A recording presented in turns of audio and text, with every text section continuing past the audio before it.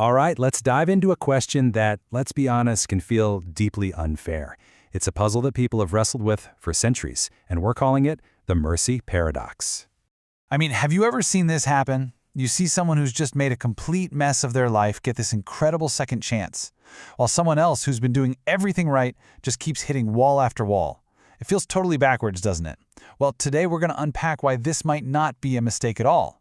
So, what if this isn't random? What if there's a specific condition, a kind of secret key that actually unlocks this mercy? The source material we're looking at today says there is, and trust me, it's probably the last thing you would ever expect.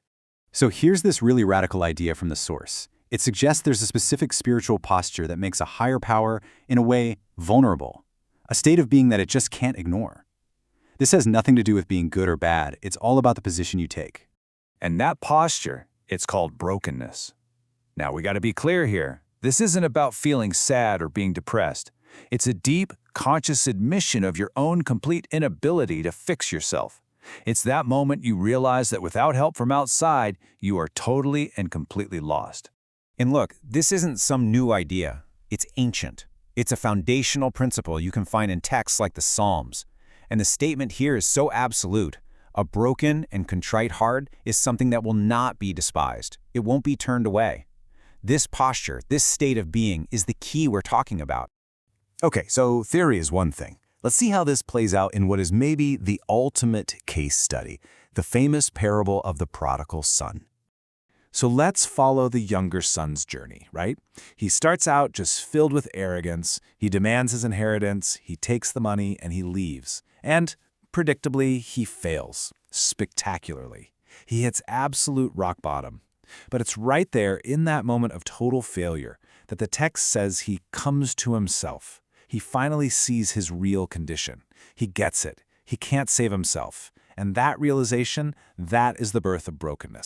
And this is what that brokenness sounds like. When he finally goes back to his father, he doesn't make excuses. He doesn't say, hey, I learned my lesson. He just says, I am not worthy. That's it. He has completely accepted his own inadequacy. And it's this exact posture that his father runs out to meet.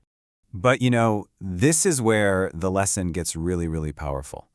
Just look at the contrast with the older son. While the younger son comes back with total humility, admitting he's unworthy, the elder son comes forward with pure self-righteousness. He thinks he's owed something because he's been so flawless. He's not asking for mercy. He's demanding a reward.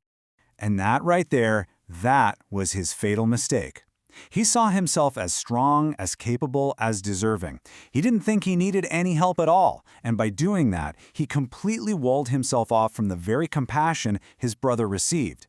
You could say he was too good to be helped. Now, you might be thinking, okay, that's a powerful story, but it's just one story. Well, this principle turns out to be a theme that shows up again and again. We see it play out with some of the most powerful people in history and even with entire nations. Take a guy like King Nebuchadnezzar. He was literally the most powerful man on earth, and he knew it. He was always boasting about his own strength, right up until he was completely humbled, losing his mind and his kingdom. And it was only after 7 long years, when he finally lifted his eyes to heaven and acknowledged a power greater than himself, a pure act of brokenness, that everything was restored to him, even better than before. And it's not just about one person either. It can happen on a massive scale. The entire city of Nineveh was warned that it was about to be destroyed. So how did they respond? The whole city, from the king on his throne all the way down to the regular person on the street, took on this posture of humility and repentance. They showed collective brokenness, and because of that, the entire city was spared. And what's so amazing is that the prophet Jonah, the one who gave them the warning, was actually angry that Nineveh was saved. Why? Because he already knew this was God's character.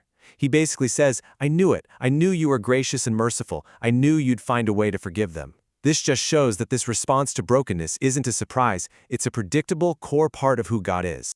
So, we've looked at sons, we've looked at kings, we've looked at entire cities. What's the clear, consistent takeaway here? What is the one thing that over and over seems to attract divine intervention?